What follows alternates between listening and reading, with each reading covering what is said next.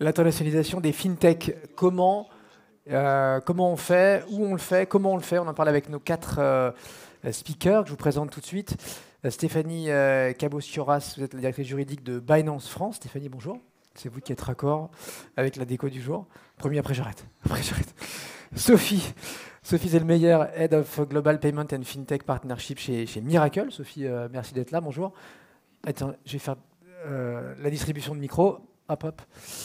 Et puis, nos 2 autres invités, que sont Joshua Kaplan, Corporate Partner de Wilson Sonsini. Bonjour Joshua. Et Bertrand Bouteloup, directeur général adjoint d'Ariadne Next. Petit tour de table déjà avant de rentrer dans le dur. Stéphanie, vous êtes passée par l'AMF. La réglementation des cryptos, vous la connaissez bien. Elle a démarré en France, on va dire, il y a 3 ans, c'est ça maintenant ? Vous n'avez pas de micro, vous ? Si. En 2019. En 2019, ça marche. Pourquoi on entend souvent 2017 ? Alors, qu'est-ce qu'on a fait en 2017 ? C'était la loi Pacte on parlait déjà des cryptos. La loi Pacte, c'était en 2019. Là, j'en suis plutôt sûre. J'ai 2017 en tête, mais je ne sais pas à quoi ça correspond. Bon. Alors, 2017, c'était les premiers projets qu'on avait vus arriver à l'AMF. Ah, on est d'accord. Voilà, c'est ça. Mais il n'y avait pas encore de réglementation. C'était non régulé partout dans le monde. Bon, qu'est-ce qu'on peut dire sur cette réglementation ? Vous étiez à l'AMF, on l'a dit à l'époque, vous avez participé aussi à la création de cette réglementation ? Comment ça s'est passé ? Donc, moi, mon premier contact avec les cryptoactifs, c'était en 2017-2018, lorsque des porteurs de projets sont arrivés à l'AMF et voulaient faire des ICO à l'époque, donc des levées de fonds en cryptoactifs, et ils nous ont demandé quelles règles on doit appliquer, à quoi est-ce qu'on est soumis. Et après analyse, on a bien vu que c'était non régulé, il n'y avait pas de règles qui s'appliquaient. Et ça les embêtait parce qu'ils voulaient se démarquer des fraudes. À l'époque, les ICO, c'était un peu le Far West, donc il y avait des bons projets, des moins bons projets, des escroqueries, et ils voulaient pouvoir se démarquer. Et donc à cette époque, le régulateur a fait une consultation publique en disant il y a plusieurs options. Soit on continue à ne pas être régulé, soit vous vous auto-régulez, vous faites des règles professionnelles, soit on fait une vraie réglementation.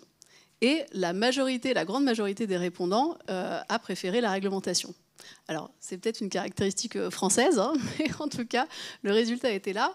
Et du coup, on était un petit peu embêtés parce que ce contexte à l'époque, c'était non régulé partout.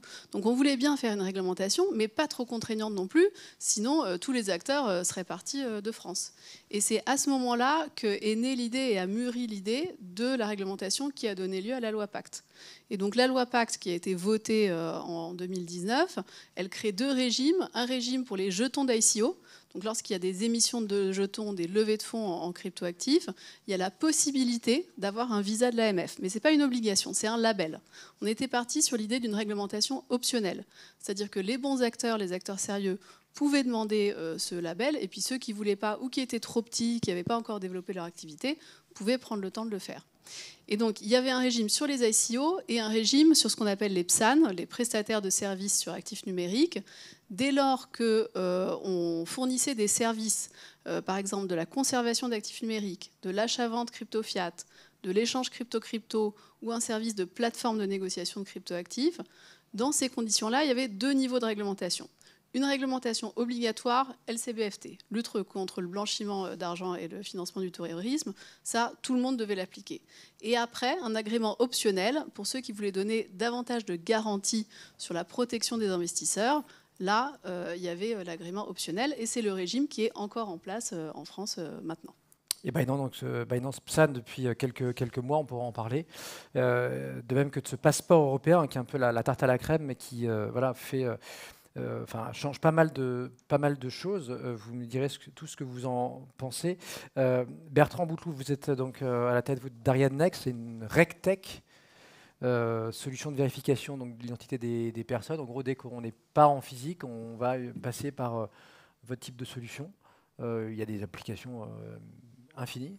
Oui, il y a des applications infinies. Je dirais qu'on l'a connu pendant la pandémie. On s'est rendu compte que quand des magasins fermaient, il n'y avait plus forcément de face-à-face possible quand il fallait faire une entrée en relation. Et tout notre sujet à nous aujourd'hui, alors Ariadne Next, c'est Ariadne Next by IDINO maintenant, by the way. Donc, vous avez été racheté il y a un an. Ouais, on en parlera tout à l'heure de tout cela. Mais très clairement, notre métier au quotidien, c'est de réaliser des entrées en relation à distance pour, je dirais, différentes entreprises évoluant dans différents secteurs. Ça passe de l'opérateur télécom à la société de jeux en ligne et bien évidemment à toutes ces sociétés réglementées qui elles-mêmes, en fonction de leur positionnement géographique, vont être soumis à des besoins différents, puisque autant on a un sujet aujourd'hui autour de ce passeport européen, autant sur le volet réglementaire, on est encore soumis, nous, de notre côté, à l'interprétation par les régulateurs d'une directive européenne qui, par définition, n'est pas un règlement qui s'impose, mais qui est bien transposé en droit local,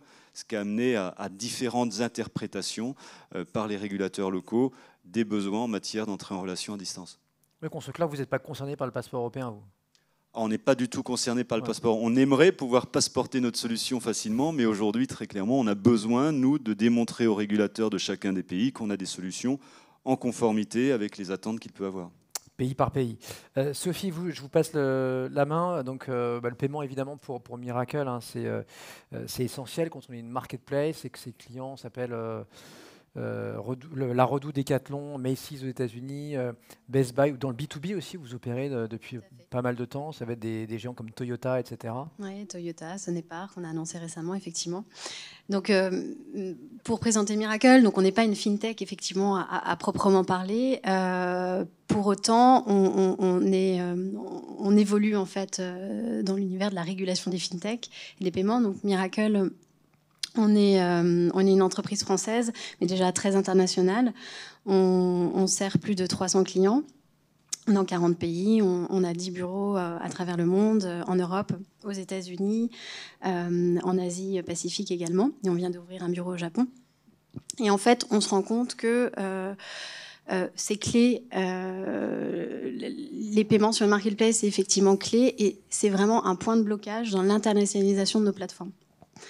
Quand on a des acteurs comme des clients comme Decathlon qui veulent lancer rapidement via notre produit, et ce qui est possible dans 10 pays en même temps, et d'aller au-delà des frontières européennes, ou vice-versa, des clients aux États-Unis qui veulent arriver en France, en Europe avec leur marketplace, c'est pas si simple, et c'est souvent dû au paiement. En fait, ce qui se passe, c'est que les marketplaces, on évolue dans un environnement régulé. Une marketplace, un opérateur de marketplace ne peut pas encaisser de l'argent pour le compte de tiers, pour le compte de vendeur. Donc, il se doit soit d'obtenir sa propre licence en vertu de la directive des paiements à 2, soit de faire des partenariats avec justement des fintechs, des prestataires de paiement qui ont cette licence, qui ont un agrément. C'est ce qu'ils font dans la majeure. C'est ce qu'ils font dans la majeure. Voilà, ouais. C'est ce qu'ils font parce que prendre la voie d'aller prendre sa propre licence, C'est c'est un pas chemin métier. très long. Dans ce cas-là, Ouais. on lance pas tout de suite. Non, c'est clair. un marketplace. Ça prend un peu de Et temps. donc voilà, c'est en ça que nous, on est très concernés par le sujet. Pour reboucler sur l'identité et les vérifications d'identité, on se doit aussi, un opérateur de marketplace se doit de vérifier l'identité des vendeurs sur ces marketplaces. Et quand on va chercher pour s'internationaliser des vendeurs à l'international, ça devient éminemment compliqué. Vous me Donc, direz on a des où solutions. c'est facile, où c'est moins facile. Et ce qui est intéressant, ce que je veux creuser avec vous, c'est que vous avez dit on n'est pas une fintech à part entière. Pas encore, j'ai envie de dire, parce que vous avez un projet qui Je vous en sort dirai plus tout à l'heure. très rapidement des cartons. Donc Miracle aussi sera demain une fintech. Et pour vous, c'est déjà une réalité en fait, parce que c'est quasiment en bêta. Joshua, donc je termine le tour de table avec vous. Wilson Sonsini, pour ceux qui ne connaîtraient pas encore, donc très grand cabinet d'avocats d'affaires. Et on vous doit parmi les plus grands deals ever. Ça va être l'IPO d'Apple, de Google, le deal Microsoft, LinkedIn, plus récemment Musk, Twitter. Enfin, bon, voilà, c'est pour citer les plus connus, mais non, des connus, il y en a beaucoup. Depuis votre poste d'observation, donc cabinet qui est parti au début, il y a quelques dizaines d'années, j'imagine, de Palo Alto, mais qui est un peu partout maintenant, je pense, dans le monde, en Europe, à Londres, pour votre cas. So I'm the lost in translation part of the title here. Continuons en anglais. And I'm gonna speak in English. So Wilson Sonsini, very briefly, as you're saying, is a law firm that only works with technology companies, and historically it focused on the corporate side. So we took many technology companies public, and you listed a number of them, and we continue to do that. But we also are a full-service firm. We're not everywhere in the world. We're actually only here in London, with a small office in Brussels, and we do sort of three things for European technology companies. We help them expand into the US market, and for fintechs that means navigating the regulatory environment, negotiating partnerships. we help them raise money from US VCs, and a number of the French fintechs have been very successful in raising money from US VCs. And then eventually, we hope to help you exit into the US capital markets, right? The deepest capital markets in the world. And and that may be an exit into the capital markets, it may be a strategic sale to a large US buyer. And I think later we'll talk a little bit about that relationship between the US and Europe when it comes to internationalizing a business. Votre opinion peut-être sur le passeport européen? C'est une bonne idée? So I'm a big fan of the European passport, and I think that, you know, people talk about the challenge of expanding in Europe, and Bertrand mentioned that earlier. For me, Europe is easy, and the Europeans have made it very easy for fintechs. They've created special licenses for them under PSD1, PSD2, and EMD. They've more or less standardized financial crime regulation and data protection regulation, right? And then you have this economic union with passporting rights, so you can really build, you know, a business in one place and sell to 27 countries. If you contrast this with the US, where we have no licenses for fintechs, and the one license that people tend to use is a money transmission license, and that's a state license, which doesn't allow you to passport beyond the state in which you got the license. So not only can you not passport within the country, you can, or within the states, you can't passport outside of the country. So I think the Americans, when they see the framework that you have here, the union that you have here, for them it's a huge advantage, and this is something that the Americans have been exploiting for decades, right? Sylvain Schreiber wrote the Défi Américain in part about the way that Americans had seized on this opportunity to take advantage of this union, and the Europeans weren't doing it the same, right? They weren't exploiting their own advantages as effectively as the Americans were, who intuitively recognized the opportunity. So I think the challenge is really in going beyond Europe, and I think for that, you know, the European companies need two things. They need the ambition to do it, of course, and they need a good law firm, of course. But most importantly, you need to solve problems in a very different way than you solve them in Europe, because you don't have these special licenses, you don't have these passporting rights, you don't have these economic unions. And when I was operating before joining Wilson Sonsini, I was the chief operating officer of a company that expanded from one country when I started to 5 continents, right? So we were in Asia, Europe, North America, South America, Middle East, Australia. And we did that over the course of 3.5 years. I was the chief operating officer. We purpose-built a team to do that. It included legal, of course, risk, operations, compliance, and financial partnerships. And that process of expanding that business into Asia, into the Americas, was incredibly difficult relative to the process of going from London, which is where we started, to Berlin and Paris and Porto and places in Europe. Intéressant. Bon, alors vous aidez nos boîtes à aller notamment aux US.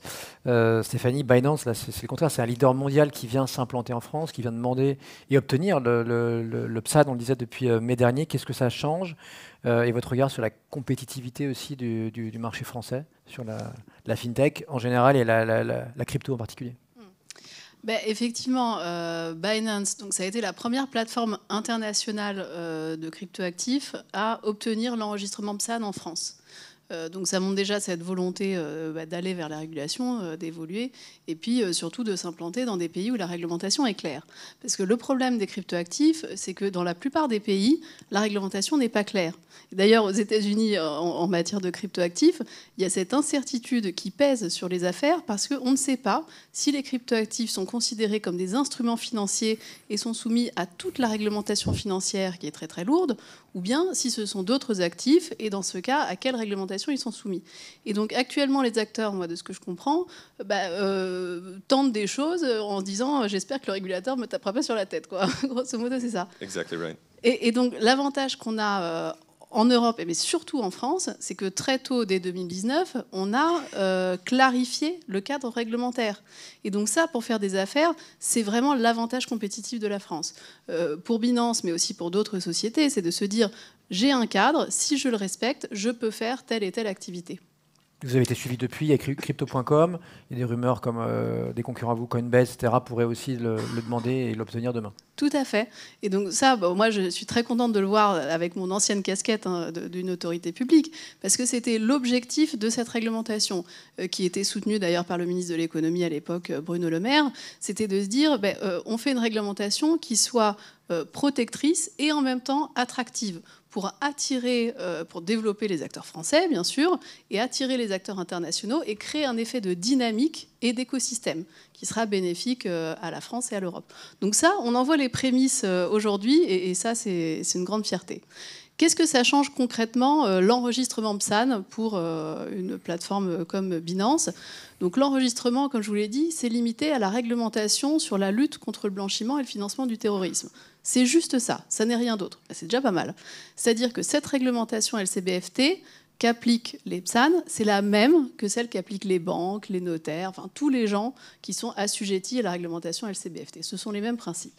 Ce que ça a changé très concrètement, c'est qu'avant l'enregistrement PSAN en France, Binance avait déjà un système de monitoring des transactions, vérifier les transactions, identifier les transactions suspectes. Mais tant qu'on n'avait pas l'enregistrement, on n'avait pas le numéro de télédéclarant pour les déclarer à Tracfin, qui est l'autorité qui fait les liens avec les forces de l'ordre en France. Donc concrètement, ça voulait dire que toutes ces données accumulées ne pouvaient pas être transmises aux autorités publiques à des fins d'enquête répressive, etc. Et inversement, les autorités et les forces de l'ordre ne pouvaient pas demander des informations à Binance sur des enquêtes en cours, sur des réseaux criminels, etc. Donc ça, c'est quelque chose de très très concret, très opérationnel, qui est très bénéfique. Là, il y a un lien, il y a non seulement je collecte, mais je transmets sur demande. Exactement, Okay. Exactement. Donc ça, c'est vraiment le changement, et ça, c'est absolument capital dans toute la politique publique de lutte contre la criminalité, etc. Donc c'est vraiment quelque chose de très positif de part et d'autre. Sur le discours de Bruno Le Maire, j'aimerais quand même aussi vous entendre là-dessus, parce qu'il y a, oui, ça a bougé. Enfin, parfois, on dit tiens, on veut être leader ou la place numéro 1 en termes d'attractivité, etc. Est-ce que vous considérez que la réglementation nous permet d'accéder à cette, de remplir cette ambition? J'aimerais tout à l'heure vous entendre là-dessus. Bertrand, si on revient sur Ariadne Next, donc on l'a dit rapidement tout à l'heure, donc cas d'usage qu'on connaît d'identification dès qu'on n'est pas en face à face. Pour vous, grandir, accélérer, etc. à l'échelle internationale, ça s'est passé par un rapprochement, par l'adossement, vous l'avez dit dès le départ en vous présentant, de ID Now en Allemagne. C'est bien ça, oui. C'est pour faire un champion européen. C'est parce que l'Europe c'est trop petit comme échelle et que du coup vous n'aviez pas d'autre choix. C'est fait quand vous êtes à la direction d'une entreprise, il y a 3 choix qui se posent à vous en matière d'expansion, de croissance. Le premier, c'est la croissance organique. Je dirais que ça a son avantage, c'est que derrière vous gardez des pourcentages d'actions qui sont somme toute encore assez intéressants, mais vous n'allez pas forcément très vite parce qu'on le sait tous, c'est compliqué. Ariadne Next n'avait jamais levé de fonds dans son histoire, donc on connaît particulièrement bien l'histoire. La deuxième possibilité, c'est vraiment la levée de fonds qui va vous permettre d'accélérer en ayant des moyens plus importants pour aller justement vous déployer sur de nouveaux marchés. On l'a dit tout à l'heure, l'Europe c'est un cas particulier pour nous, c'est qu'entre une législation LCBFT roumaine, la française et puis la polonaise, voire l'espagnole, ça n'a rien à voir. Donc il y avait toute cette complexité. La troisième, c'était finalement de s'adosser à un acteur qui avait déjà fait une levée de fonds, qui avait une réelle complémentarité avec l'entreprise que nous étions, à savoir une entreprise plutôt orientée Europe du Sud et Europe de l'Est. Et on a finalement retenu ce scénario-là, et on a retenu ensuite Aidino parce que justement, ils étaient passés quelques années avant, 2 ans auparavant, à travers cette logique. Ils avaient levé les fonds et ils avaient déjà commencé à structurer leurs équipes, parce que quand vous allez chercher de la croissance comme celle-ci, eh bien, ça passe aussi par le recrutement de ressources qui ont déjà fait ce genre de choses. Donc parfois aussi, on le voit, hein, il y a certaines fintechs dont les cofondateurs n'ont plus la capacité à porter la croissance de leur entreprise et ils sont obligés d'aller chercher à l'extérieur de nouveaux profils. Alors c'était le cas pour certains de nos cadres, nous, chez Arianex. Donc on s'est adossé à cette entreprise. C'est assez amusant, vous posiez la question. Nous, le projet en lui-même, on a voulu le baptiser. Donc ce projet a été baptisé le Airbus de l'identification. Donc clairement, c'est le mariage franco-allemand. Donc deux marchés qui pèsent en Europe et qui permettent à un moment donné d'asseoir un positionnement important. Aujourd'hui, alors je ne l'ai pas dit en introduction, mais je vais garder pour la suite, le groupe pèse plus de 65 millions d'euros de chiffre d'affaires en consolidé. C'est le plus gros acteur européen à date dans le domaine de l'identification à distance. Alors quand je dis identification à distance, c'est l'identification dans le cadre des marchés régulés en Europe, et c'est d'autre part tous les marchés qui nécessitent cette identification, que ce soit pour le car sharing, comme je l'ai dit tout à l'heure, pour les jeux en ligne ou bien d'autres usages encore. Eux, c'est la vidéo, hein, votre acquéreur. Alors, c'est pas que la vidéo, parce qu'aujourd'hui, on a un peu d'overlap. Hein. Vous savez, il y a un travail de fusion des portfolios en règle générale, mais la BaFin nécessitait à la base une vidéo d'identification assistée par l'humain, donc une sorte d'interview. On présentait sa carte d'identité recto verso avec des agents dans des centres positionnés et capables de répondre en 24/24, 7/7. Quand nous, en France, alors... J'allais parler du fameux P-Vite. Quand nous, en France, on avait d'autres possibilités, à savoir, et c'était le cas dans la plupart des établissements financiers, la nécessité de collecter une pièce d'identité et de venir compléter tout cela par un micro-paiement, micro-versement qui permettait aux fintech de garder de l'instantanéité dans l'entrée en relation. Depuis, en France, eh bien, on a un système, un référentiel d'exigence qui a été publié, je dirais, qui s'appelle le PVID, et qui permet aujourd'hui de répondre aux enjeux franco-français du marché de l'entrée en relation, puisque pour l'instant, PVID n'est pas un dispositif reconnu en dehors des frontières. Donc là encore, je dirais que le travail du régulateur a aidé pour la France, mais n'aide pas véritablement des entreprises comme nous sommes à nous déployer à l'extérieur. En tout cas, voilà, un Français plus un Allemand, on n'est pas loin, oui, d'un Airbus de la FinTech, très clairement. Vous évoquiez tout à l'heure, Joshua, donc vous qui êtes américain, qui avez travaillé il y a quelques années en France, qui êtes maintenant basé à Londres. On l'a entendu, votre cabinet a un bureau aussi à Bruxelles. Est-ce que vous diriez qu'en Europe, ou en France en particulier, on manque d'ambition pour créer des leaders? C'est vous qui avez parlé d'ambition, hein, c'est pas moi, donc je reprends le mot. C'est pas un piège. There's only one way to answer that question, especially with this audience. Bien dans le micro, s'il vous plaît. Merci. Especially with this audience, there's only one way to answer the question. No, the French, I think, have plenty of ambition, but the ambition to go beyond Europe, beyond the 27 states is something that we haven't always seen among the client base here. There are some of even the champions in the French tech sector whose project is really to dominate Europe, but not beyond that. Miracle, though, is a fantastic example of a company that very quickly went to the US. Adrien went over to Boston. What was that? 2018, 2017, something. 2017, and very, very quickly had the ambition to not just conquer Europe, but conquer the US. We certainly love to see more of that. We're here to make that as painless and as successful as it can possibly be. And then, of course, there's Asia too, which is an important market. When I was the COO of Checkout.com, we attacked both Asia and the US at the same time. So we expanded into Singapore and Australia and Hong Kong at the same time that we were expanding into the US, and then subsequently into South America and Brazil. So I think that I'd love to see more French technology companies with those same ambitions to bring their product global very quickly. Il y a beaucoup d'échecs aussi. On se rappelle de VP aux US avec Amex. On se rappelle plus récemment, il y a eu on l'a dit dans la FinTech aujourd'hui, ici, des N26, des Revolut qui ont essayé, ont tenté l'aventure américaine avec l'échec qu'on connaît. Et à l'inverse, des Américains qui viennent pas ou peu ici, comme Robinhood, etc., en tout cas en France, qu'on n'a pas vu. That's right, and I think that's an important caveat, right? In fintech, and this is true in financial services generally, it's very product specific, right? Payments scales wonderfully well. right? Because Visa and MasterCard have created a standard that works everywhere in the world, right? So you build one piece of technology and it works everywhere. Credit doesn't scale, right? Credit is you've seen the struggles that some of the buy now pay later companies have had. Bankruptcy laws are different in every country. Social customs around the use of credit are different in every country. And so that's an example of a product that doesn't scale. The neobanks, and they seem to certainly have struggled in expanding to the US. I fully agree. Part of this, though, relates to the point I made earlier, which is that we still in the US haven't built a license for fintechs, right? You either become a bank or that's it, right? I mean, there's no alternative. And becoming a bank in the US is not a small task, right? So I think that was one of the challenges that the neobanks had. You had neobanks in the UK, for example, like Starling and Monzo, that obtained banking license very, very quickly without showing any kind of ability to generate tier 1 capital, and that would never happen in the US. They would never have that same ability to obtain the license so quickly. So I think it's really product specific when it comes to fintech. Sophie, reparlons de Miracle avec vous. Je disais, donc vous êtes en train de devenir aussi, de rejoindre la FinTech. Racontez-nous, c'est quoi le projet là?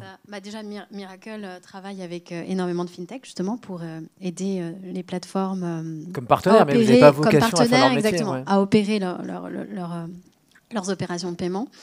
Mais pour aller un cran plus loin, on a décidé effectivement de créer une FinTech dans la scale-up. Et on lance un produit qui s'appelle Miracle Payout. En fait, l'idée étant que, comme je vous l'ai expliqué, nos plateformes maintenant sont internationales, veulent aller à l'international et dans l'e-commerce. Enfin, c'est tellement compétitif que, voilà, pour sortir du rang, il faut, sur sa plateforme, sur sa marketplace, avoir des vendeurs, peu importe leur localisation. Plus de vendeurs possible, les meilleurs vendeurs, peu importe leur localisation. Donc aller chercher les meilleurs vendeurs à l'international, c'est clé. Mais pour pouvoir avoir des vendeurs internationaux sur ces plateformes, enfin, pour ça pose des défis. Deux défis de deux natures, des défis réglementaires et des défis en termes de complexité financière. Je m'explique, réglementaire parce qu'il faut pouvoir screener l'identité de ces vendeurs. On ne va pas envoyer des fonds vers... Enfin là, je reviens sur la lutte anti-blanchiment, lutte anti-terroriste. Voilà, enfin, il faut vraiment s'assurer qu'on n'envoie pas des fonds vers une association terroriste, que ce n'est pas du blanchiment d'argent, donc c'est clé. Et ça, chaque régulateur local a sa propre interprétation, ses propres exigences. Donc ça, c'est le premier défi. Deuxième défi, c'est tout ce qui est taux de change, qui pose une complexité financière. En fait, les vendeurs veulent être payés dans leur propre devise. Et pour être payés, ils ne veulent pas forcément avoir... Alors, sur une plateforme européenne, aller chercher un vendeur en Chine, par exemple, il ne veut pas forcément, le vendeur chinois, avoir à ouvrir en fait, une entité en Europe. Ils veulent être payés sur son compte en banque en Chine. Voilà, donc ça, c'est d'autres défis. Donc, pour y répondre, on a lancé donc, Miracle Payout. C'est une solution qu'on a annoncée en mai dernier et qui se lance là dans quelques semaines. Parmi des clients Miracle existants en Early Access Programme. Et le but de cette solution, c'est de permettre à nos opérateurs d'opérer en confiance dans tous les pays et d'être en conformité réglementaire. Cette solution va permettre en fait à nos opérateurs de leur fournir justement un compte séquestre pour qu'ils n'aient pas encaissé l'argent pour le compte de leurs vendeurs. Donc ça, c'est une première valeur ajoutée. Deuxième valeur ajoutée, c'est de pouvoir vérifier plus facilement l'identité des vendeurs, peu importe leur nationalité. Autre valeur ajoutée, c'est de pouvoir les payer plus efficacement et dans leur propre devise, voilà, sans avoir à s'embarrasser des taux de change. Et ce produit est complètement intégré à notre produit cœur, qui est le Miracle Marketplace Platform. Et voilà, c'est la première brique en fait d'une suite de solutions qu'on a en tête sur les services financiers. On en a d'autres, vous parliez du crédit tout à l'heure. Voilà, on a des idées justement pour pouvoir fournir des short-term loans à nos vendeurs pour leur permettre justement de financer des BFR, leur stock. Voilà, plein de belles choses sur le sujet. Donc effectivement, on va suivre ça de avance près. en grand pas dans la fintech. On va suivre ça de près. Stéphanie, je vous disais tout à l'heure, j'aimerais bien voir chez Binance là, votre opinion sur le discours de Bercy, où on reparle depuis quelques jours de crypto, donc ça vous intéresse. Bruno Le Maire qui dit « Nous pouvons conjuguer protection et expansion, régulation et attractivité ». Tout ça vous paraît Ça, c'est vraiment le vrai enjeu pour les fintechs en général ou les cryptoactifs. C'est ce que je vous expliquais. C'est vraiment au cas par cas cet équilibre qu'il faut trouver. Parce que l'exemple que je donnais était le bon. Si jamais vous faites une régulation trop brutale, trop stricte, sur les cryptoactifs comme sur d'autres business models, c'est des modèles sur Internet. Les gens sont sur Internet, ils sont partout dans le monde, ils sont très mobiles, et donc les affaires peuvent s'en aller très très rapidement de la France et de l'Europe. Voyez, et ça, c'est extrêmement dommageable en termes de protection des investisseurs. Parce qu'en matière de services financiers, il est toujours possible d'offrir un service en Europe depuis l'étranger. Voilà, sans être régulé, c'est-à-dire les gens viennent en reverse solicitation, c'est-à-dire que les entreprises ne font pas de marketing, pas de communication promotionnelle en Europe, mais librement les gens peuvent aller se connecter à des plateformes américaines, à des plateformes asiatiques, à n'importe qui. Et donc si jamais vous faites une réglementation trop stricte et que ces acteurs partent d'Europe, ça veut dire que vous ne les régulez plus. Mais par contre, vous ne pourrez pas bloquer les citoyens européens d'aller se connecter à ces plateformes. Et donc, c'est le contraire de ce qu'on aurait voulu, puisque finalement, on force les gens à pas être régulés. Voyez ? Donc ça, c'est vraiment l'enjeu. Et ce qui a été trouvé en France, à l'époque, en 2019, c'était cet agrément optionnel. C'est de dire, on ne fait pas de concession sur la LCBFT parce qu'il faut que tout le monde soit régulé. Par contre, lorsqu'on veut appliquer des protections supplémentaires, ça devient optionnel. Ceux qui le souhaitent demandent l'agrément, ceux qui ne le souhaitent pas ne le demandent pas, mais du coup, ils n'ont pas cet argument commercial vis-à-vis de leurs clients. Donc ça, c'était valable en 2019. Maintenant, le contexte a un peu évolué en 2022. Les cryptoactifs se sont un petit peu démocratisés, enfin quand même pas beaucoup en Europe, puisqu'en France, on estime qu'il y a environ 8% de la population française qui détient des cryptoactifs. Donc c'est pas quand même. C'est bien, ça vous laisse un massive, boulevard. Là. Voilà. Mais alors en Asie, par contre, c'est des taux plutôt de 70%. Donc, vous voyez, on est dans un autre monde. Ils sont plus joueurs. Je sais pas. J'avoue, j'ai pas d'explication. C'est l'ambition. Mais donc maintenant, en 2022, ça s'est un petit peu démocratisé. On a un petit peu plus conscience de ce que c'est. On a conscience des risques. Et maintenant, l'Union européenne a adopté une nouvelle réglementation, ce qu'on appelle le règlement MiCA, qui a été négocié et qui sera publié en début d'année prochaine. Et appliqué dans 2 ans, c'est ça ? Et appliqué dans 18 mois. 18 mois, ça ouais, enfin 18 mois après l'entrée à la publication. Okay. Et donc ça, ce régime européen est très inspiré du régime français, parce que la France était en avance. Donc ça, c'est très positif pour nos acteurs. La seule différence, enfin la différence principale, c'est que le régime qui était optionnel en France devient obligatoire au niveau européen. C'est-à-dire que dès lors que vous fournissez des services sur cryptoactifs, vous devez avoir la couche LCBFT et puis tout le reste au-dessus.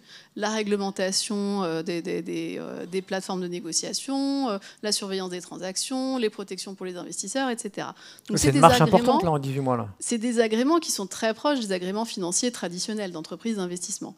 Et ça, cette marche réglementaire, elle est quand même très très haute. Quand on voit les entreprises fintech ou dans le secteur des cryptoactifs, c'est des gens qui ne viennent pas du secteur financier, c'est des gens qui viennent de la tech. Et donc, cette mise à l'échelle en termes réglementaires, elle va être quand même difficile pour beaucoup d'acteurs. Alors, l'avantage compétitif de la France dans cette perspective européenne, c'est justement l'agrément optionnel français. Parce que comme l'agrément français optionnel est très proche de l'agrément européen, si vous vous préparez à avoir l'agrément français, vous pourrez le convertir de manière assez facile en agrément européen. Et l'agrément européen, lui, il a le passeport. Parce qu'on parlait tout à l'heure du passeport. Pour les services de paiement, pour les entreprises d'investissement, il y a déjà un passeport européen qui existe. Mais pour les services sur cryptoactifs, il n'existe pas encore. Donc, par exemple, pour Binance, actuellement, on est obligé d'aller s'enregistrer pays par pays dans plein de pays européens quand on veut faire des actions de promotion commerciale. Ce qui est vraiment aberrant en 2022 de dire qu'il n'y a pas de marché unique pour les cryptoactifs. Ça, ce marché unique, il entrera en vigueur dans 18 mois, 2 ans. Mais les premiers qui pourront en bénéficier, c'est les premiers qui auront l'agrément européen. Et qui ce sera ? en France, en tout cas, on peut s'y préparer plus facilement. Donc ça, c'est un message que je veux faire passer. On a un avantage compétitif réglementaire en France. On a des régulateurs qui comprennent cette technologie. Il faut pouvoir l'utiliser pour rapidement accéder au passeport. Josh, vous vouliez ajouter? Well, maybe I take it back, but I think we have a solution, but we only share it with our paying clients. But we do have there is a license right now that you could use to passport across Europe. Yeah.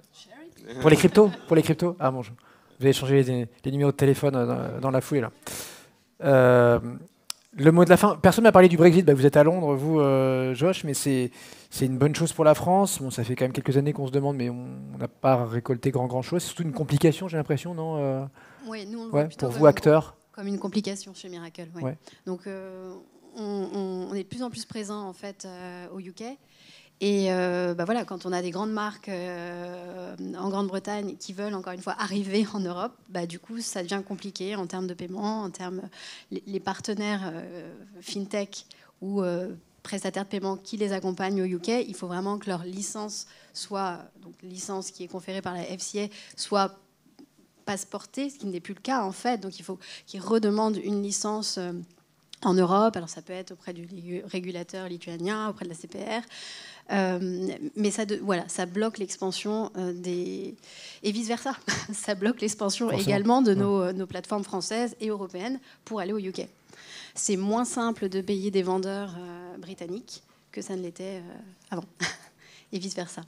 Donc c'est encore une fois, c'est pour ça qu'on lance Miracle Payout. C'est vraiment pour simplifier tout ça et pour casser en fait ces silos régionaux. Bon, en tout cas, le Brexit, c'est fait. Là, on n'a plus le choix. Il faut faire avec maintenant. Merci à tous les quatre d'avoir été avec nous sur cet échange. À très bientôt. Bon retour.